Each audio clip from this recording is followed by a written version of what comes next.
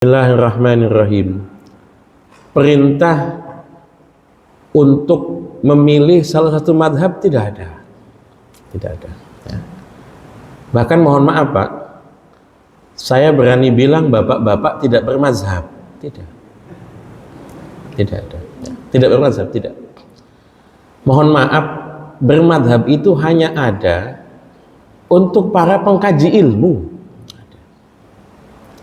Dalam kitab-kitab itu dijelaskan madhabul ami, madhabu syaihihi. Mohon maaf ya, Bapak ngomong sama saya, oh saya madhabnya Syafi'i Pak, saya nggak percaya. Karena kalau nanti saya tanya, kitab fikih Syafi'i apa yang pernah Anda pelajari? Kan tidak, nggak ada. Bapak wudu sebetulnya bukan ikut madhab Syafi'i, Bapak wudu ikut bapaknya, itu aja.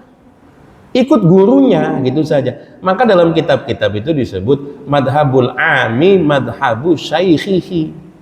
Madhab masyarakat itu madhab kiainya, gitu. Jadi sebetulnya kalau ditanya ustadznya siapa di daerah situ, Ustadz Fulan, ya berarti madhabnya madhab Fulan. Apa yang diajarkan sama guru ngajinya itu yang diikuti oleh masyarakatnya, itu di situ. Pertanyaannya kemudian menjadi sederhana, apa yang ustadznya pakai sebagai madhab? Sederhana Pak ya. Bapak akan beli motor, apa yang Bapak pikirkan pertama? Tokonya banyak nggak? Nah, kalau tokonya banyak berarti service centernya banyak. Kalau ada yang rusak, spare partnya nyarinya gampang, mudah, kan gitu. Oh saya pilih Honda, kenapa Honda? Oh banyak ini ya, dealernya di mana-mana banyak, bengkelnya banyak, suku cadangnya banyak, kan gitu. Oh saya pilih Yamaha, oh saya silakan, nggak ada masalah. Pertanyaannya, oh saya pilih madhab Maliki. Pertanyaan pertama, toko kitab mana yang jual kitab-kitab madhab Maliki di Indonesia? Itu pertanyaan pertama. Gampang Ustaz, zaman sekarang sudah mengglobal, gampang. Kita bisa download PDF, betul PDF. Saya punya laptop di rumah itu, koleksi kitabnya ya ratusan jilid kitab, sederhana. Cuman masalahnya Anda membaca kitab saja tanpa dibimbing oleh guru yang layak, tidak bisa menjadi alim, tidak bisa. Nggak percaya? Habis ini download buku kedokteran, baca sampai hatam. Apakah Anda jadi dokter? Ya tidak. Baca buku tentang otomotif, apakah kemudian jadi montir? Ya tidak ya. Orang itu belajar butuh bimbingan, butuh mentor, kan begitu. Pertanyaannya nanti di Indonesia, kiai mana yang ahli madhab Maliki? Mana? Maka mohon maaf, sebaran madhab itu tergantung dulunya penyebar agama madhabnya apa. Kenapa misalnya di Malaysia atau di Nusantara madhabnya Syafi'i, Nusantara Syafi'i kata. Yang paling ketat pegang Syafi'i itu Brunei ya.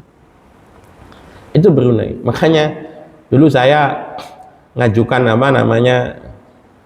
ada kalau dompet duafa itu punya namanya Cordova, Korps Dai dompet duafa, yang kalau tiap Ramadan tuh dikirim untuk ya fundraising dakwah ke beberapa negara begitu. Waktu itu saya ngeplay bareng sama adik saya bilang udah adik saya aja yang berangkat. Adik saya itu ke Brunei itu udah bilang, oh madhab Syafi'i ketat sekali kalau di Brunei itu. Nggak boleh ada imam subuh, nggak kunut itu nggak boleh. Karena madhab resminya itu memang Syafi'i, madhab resminya. Kenapa Nusantara kok madhabnya Syafi'i? Ya karena dulu penyebar agama Islam yang datang ke Nusantara madhabnya Syafi'i.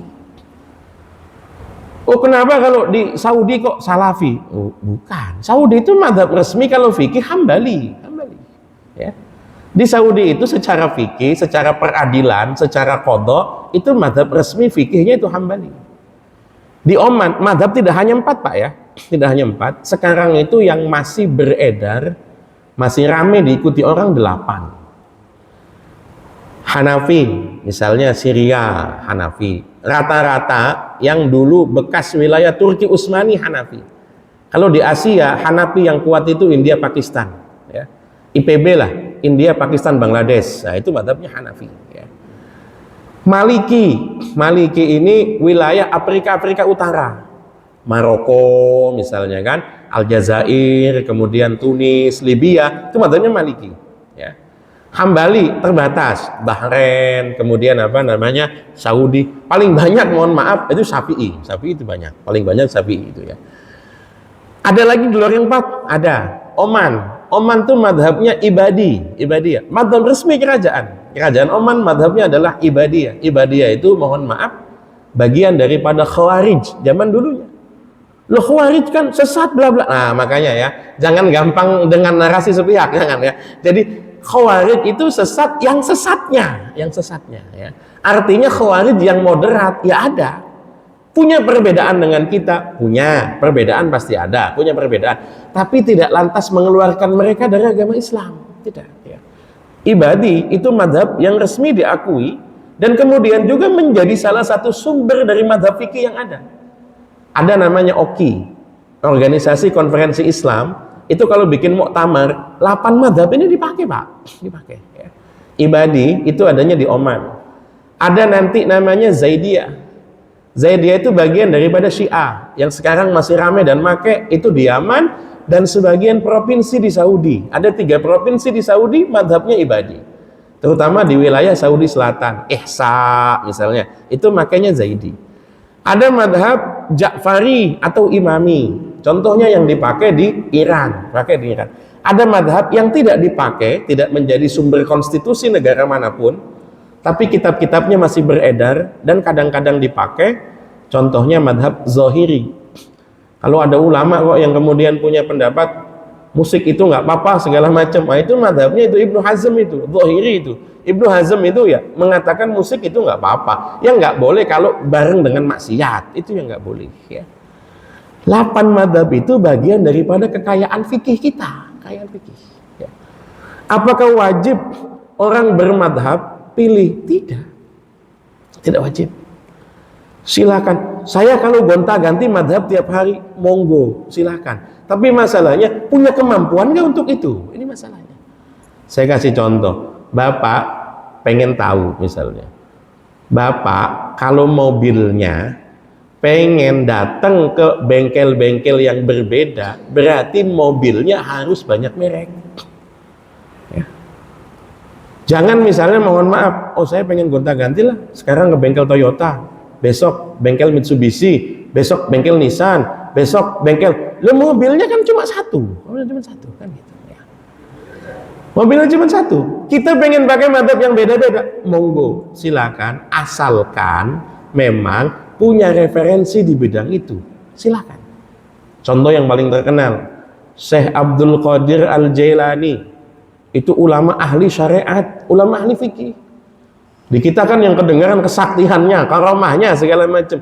Syekh Abdul Qadir Al-Jailani itu saking alimnya, beliau itu berfatwa 2 madhab. Jadi ditanya, Syekh, kalau ada hukum begini, Anda madhabnya apa? Syafi'i. Akan dijawab sesuai dengan madhab Syafi'i. Kalau orang nanya lagi, ditanya madhabnya apa? Hambali. Akan dijawab sesuai dengan, ya karena punya kapasitas di bidang itu.